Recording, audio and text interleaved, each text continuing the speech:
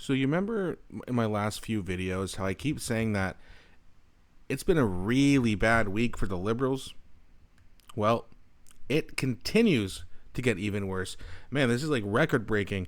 So we have here from the Real Albanian Pat, latest abacus poll modeled out amongst those certain to vote. Conservatives, 260 seats. Bloc, 46, NDP, 21. And look at the poor Liberals and the Greens. Greens would go down to 0 seats and the Liberals 16 seats. Yikes. And look at this map.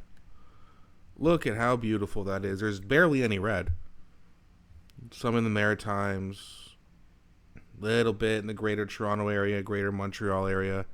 But other than that, it's not looking good. And the Conservatives in this poll, by the way, would open up an even bigger lead than what they had just yesterday. Yesterday it was 26 points. Well, today it's 27 points. Just keeps getting worse. So let's have a look here at 338 Canada, who has some more details here for us to look at. So 47% to 20, 18 for the NDP, 8% for the Bloc, and oh, that's interesting. You have the PPC and the Greens actually tied at 3%. PPC is moving on up, I guess. So we have a breakdown by region. Atlantic Canada, good lord, 36%. I know the Conservatives are still winning, but my God, it's closer than it should be. Then Quebec, of course, the Blocs got 36, but look at the Conservatives, 31% in Quebec. Ontario, almost at 50%. Good job, Ontario. Although you still hate to see,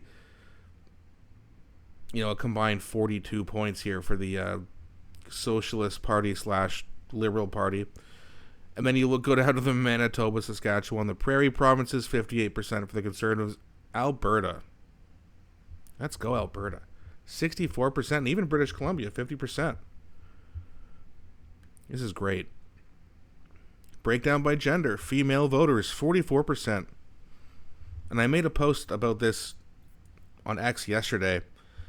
Women do not like Justin Trudeau. Feminists like Justin Trudeau. And thank God we have more real women than feminists in this country. Male voters, no surprise here, 51%.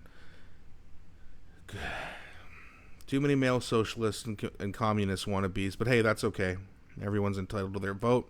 Not really much change here with the other, the other irrelevant parties. Breakdown by age group. And look at this. New voters. 49% conservative. Usually you don't see the Conservatives that high amongst 18 to 29-year-olds. 30 to 44 years old. 48%. Makes sense about the par.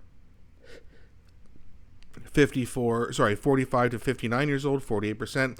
60 plus, and this I don't get this. I mean, good job with 45%. I know a lot of you guys who follow me are boomers, and I appreciate every single one of you. But man, I don't know why 24% still votes for the Liberals. I don't get it. But then again, a lot of boomers are retired. The financial issues that we're having, they're not really having, so maybe that's why.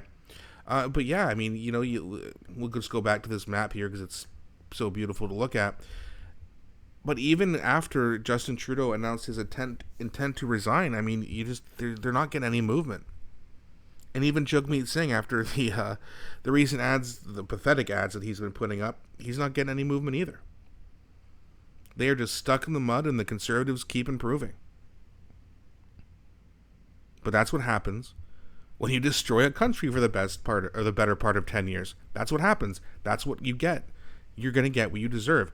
And again, I honestly do think that the Conservatives are going to overperform in the polls, and we've seen that in recent by-elections. I believe back in May they had the Toronto-St. Paul by-election, which has not gone Conservative since the year I was born, which is 1988. Or that was the last time it was Conservative. Liberals have won every by-election in that area my whole life. And the last time they had an election, the Liberals won by 25 points. It was a blowout. Conservatives won this year by 7 points, and the Conservatives were supposed to lose by 5, so they overperformed by 12 points. I don't know if they'll overperform by that much in the federal election, but they will overperform. You will see the Conservatives get at least 50% of the vote, in my opinion, and around 260 seats, if not more. It's going to keep getting worse for them, guys, and it's good news. It sucks that we still have to wait Hopefully, this prorogation of the parliament is going to be overturned. I know it's being challenged. I don't think we should hold our breath on that. But if it does, then government comes back January 27th. And maybe something can happen a little bit quicker, although Mr., if you want to call him that, Mr. Singh is going to hold us hostage until he gets his pension. But once he gets his pension, and if government is prorogued until March 27th, then you probably will see an election, whether the Liberals call a snap election, or if Jagmeet Singh finally grows a pair of balls and calls for a vote of non-confidence himself. Let me know what you guys think in the comments about these numbers. Do you think that the Conservatives are going to hit over 50%? And do you think that 260 seats is accurate? Do you think it'll be more or less? Please let me know what you guys think in the comment section. I always really enjoy reading your comments and engaging with you guys. Also, if you're new to the channel, please don't forget to like and subscribe, as it really does help us grow on YouTube. Thanks so much again for watching, guys, and I'll be back shortly with a new video.